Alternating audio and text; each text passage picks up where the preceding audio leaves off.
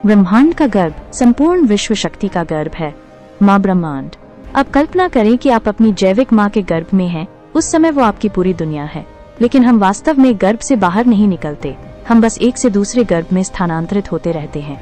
जैविक माँ के गर्भ से धरती माँ के गर्भ तक गुरुत्वाकर्षण जो आपको चलने देता है, वो वातावरण जो आपको सांस लेने देता है, नदियाँ और पानी जो आपको जीने देते हैं। अब माँ ब्रह्मांड के एक बड़े गर्भ की कल्पना करें, जहाँ वो आपको सूर्य और अन्य सभी तारों की ऊर्जा प्रदान कर रही है। वो अपने अंदर गुरुत्वाकर्षण क्षेत्र, विद्युत चुंबकीय क्षेत्र बनाए रखती है, ताकि आप अस्तित्व में रह सकें और विकसित हो सकें। आप बस शुद्ध चेतना है, जो धरती माँ से सब कुछ उधार लेती है।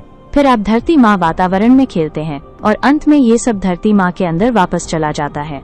जैसे आपकी आंत में रहने वाला एक बैक्टीरिया आपके शरीर से भोजन चूसता है, शरीर में जो कुछ भी होता है उसे अनुभव करता है और अंत में मर जाता है और सामग्री को स्रोत में वापस दे देता है। उसी शक्ति को माया या महामाया भी कहा जाता है, क्योंकि वह आपको अनुभव प्रदान करती है। वो स्वयं जीवन का खेल है। चेतना के अलावा आपके पास जो कुछ भी है वो वास्तव में उससे उधार लिया गया है। वो घर जिसे आप अपना कहते हैं, वो उसकी मिट्टी से ईंटें बनाने से उधार लिया गया है। वो स्टील की कार फिर से उसी मिट्टी को परिष्कृत करके बनाई गई है। वो फल जो आप खाते हैं वो फिर से वही धरती माँ है। आप जो ऑक्सीजन लेते हैं वो उसका वातावरण है। आप जो पानी पीते हैं वो उसकी नसें हैं।